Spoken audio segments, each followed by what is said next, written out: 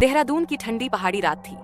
सहस्त्रधारा चौक के पास निकिता का घर अकेलेपन में डूबा हुआ था। आसमान में बादल थे, दूर पहाड़ों से गूंजती बिजली की गर्जना माहौल को और डरावना बना रही थी।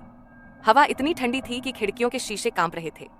पूरे मोहल्ले में सन्नाटा पसरा था, सिर्फ कहीं कहीं कुत्तों के भौंकने की आवाजें सुनाई देती। घर के भीतर निकिता अपने कमरे में लैपटॉप पर ऑफिस की फाइलें टाइप कर रही थी।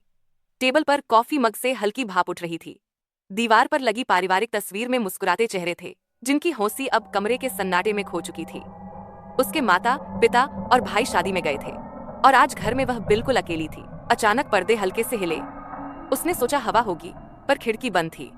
उसने ध्यान नहीं दिया, फिर से टाइप करने लगी, पर कुछ ही देर में उसे ऐसा लगा जैसे कोई उसके पीछे खड़ा है। उसने मुड़कर देखा, कुछ नहीं, केवल सन्नाटा, जो अब अजीब तरह से भारी लग रहा था। निकिता ने अपने कंधों को कसकर पकड़ा और धीरे धीरे सांस ली, लेकिन उसके भीतर अब एक अनजाना डर घर कर चुका था, जैसे किसी की अदृश्य निगाहें उस पर टिकी हों। रात अब गहरी हो चुकी थी। घड़ी ने 11 बजाए और बाहर से हल्की बारिश की बूंदें टिन की छत पर पड़ने लगीं। कमरे में बस लैपटॉप की नीली रोशनी थी। अचानक स्क्रीन झिलमिलाई और एक अजीब सी आवाज आई, जैसे किसी ने धीमे से कुछ फुसफुसाया हो। निकिता ने हेडफोन हटाए। सन्नाटा। फिर किसी ने बहुत पास से उसका नाम लिया, निकिता। वह तेजी से पीछे मुड़ी, पर कमरे में कोई नहीं था। उसकी सांसें तेज चलने लगीं। उसने डर को झटकने की कोशिश की और सोचा कि शायद बाहर से कोई आवाज आई होगी। तभी कमरे की लाइट हल्की झपकी और कुछ सेकंड के लिए बंद होकर फिर जल गई। उसने कांपते हाथों से पानी का गिलास उठाया। गिलास उसके होंठों तक पहुंचा ही था कि खिड़की के शीशे पर किसी के उंगलियों जैसे निशान उभर आए। वह डरकर पीछे हटी। वह बाहर दौड़ी और लाइट ऑन की, मगर निशान गायब थे। उसकी धड़कनें इतनी तेज थीं कि कमरे का सन्नाटा भी उन्हें सुन सकता था। कुछ देर बाद अचानक दरवाजे पर धीमी दस्तक हुई। ठक ठक। निकिता ठिठक गई। उसने ध्यान से सुना, कुछ नहीं। फिर वही आवाज, इस बार थोड़ा जोर से। उसने झरोखे से बाहर देखा। सड़क खाली थी, बस दूर एक स्ट्रीट लाइट टिमटिमा रही थी। हवा में धुंध घुलने लगी थी। उसने सोचा शायद कोई गलती से दरवाजे पर आया होगा, लेकिन तीसरी बार दस्तक और तेज हुई। उसने डरते हुए दरवाजे की चेन कसकर बंद कर दी। तभी बिजली झपकी और बाहर की लाइटें बुझ गईं। पूरा इलाका अंधेरे में डूब गया। बाहर सड़क के कोने पर कुछ हिलता डुलता नजर आया। वह आकृति धीरे धीरे आगे बढ़ रही थी, लंबी सफेद कपड़ों में, पर उसका सिर नहीं था। निकिता ने कांपते हुए पर्दे गिरा दिए और पीछे हट गई। उसके पैर ठंडे हो चुके थे। उसके कानों में अब भी वही आवाज गूंज रही थी, ठक ठक। अब ये आवाज दरवाजे के अंदर से आ रही थी। बाहर से आती धुंध अब घर के अंदर तक फैल गई थी। निकिता ने सांस रोककर दरवाजे की ओर देखा। दरवाजे की नीची दरार से हल्की लाल रोशनी झांक रही थी। उसने धीमे कदमों से पीछे हटते हुए दीवार से टिक गई।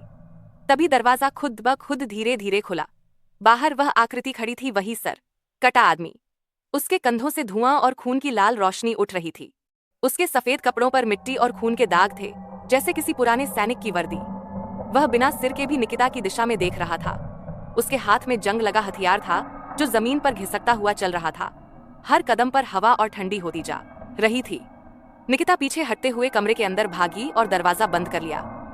दीवारें हल्के हल्के कांपने लगीं, जैसे कोई बाहर बहुत ताकत से उन्हें पीट रहा हो। उसके अंदर चीख निकलने ही वाली थी कि दरवाजे के पीछे से किसी ने फुसफुसाया, मेरा सिर। निकिता ने खुद को कमरे में बंद कर लिया था। वह जमीन पर बैठी थी, कांपते हाथों से दीवार पकड़े हुए। बाहर सब शांत था। तभी कमरे के कोने में रखा आईना अपने आप चमक उठा। निकिता ने देखा, उसमें उसका प्रतिबिंब तो था, मगर उसके पीछे किसी की छाया भी झलक रही थी। वही लंबा सरकटा आदमी। उसने पलट कर देखा, वहां कोई नहीं था। फिर दोबारा आईने में देखा, वह आकृति और करीब आ चुकी थी। आईने के भीतर लाल रोशनी फैलने लगी, मानो दरारों से खून रिस रहा हो। आईने में अब वह साया निकिता के ठीक पीछे खड़ा था। अचानक लाइट बंद हो गई और कमरे में ठंडी हवा का झोंका आया। निकिता ने डर से चीख मारी और आईना जोरदार आवाज के साथ टूट गया। टूटी हुई शीशे की किरचों में लाल चमक झिलमिला रही थी। घर फिर से सन्नाटे में डूब गया। सुबह का सूरज धीरे धीरे खिड़की से झांक रहा था। पक्षियों की चहचहाहट सुनाई दी। दरवाजा आधा खुला था और हवा में अजीब सी ठंडक थी। निकिता के माता पिता घर लौटे। उन्होंने आवाज लगाई, निकिता। कोई जवाब नहीं। अंदर सब कुछ बिखरा हुआ था। टूटे हुए आईने के टुकड़े जमीन पर पड़े थे। टेबल पर लैपटॉप चालू था। स्क्रीन पर रात की सीसीटीवी फुटेज चल रही थी। उसमें निकिता अपने लैपटॉप पर काम करती दिख रही थी और उसके पीछे धीरे धीरे एक साया उभर रहा था, वही सरकटा आदमी। फुटेज में निकिता अचानक मुड़ती है और कैमरा झिलमिलाकर ब्लैक हो जाता है। फिर स्क्रीन पर लाल अक्षरों में शब्द उभरते हैं, अब मुझे सिर मिल गया। घर के अंदर अचानक एक ठंडी हवा चली। खिड़कियों ने अपने आप चरमराना शुरू कर दिया।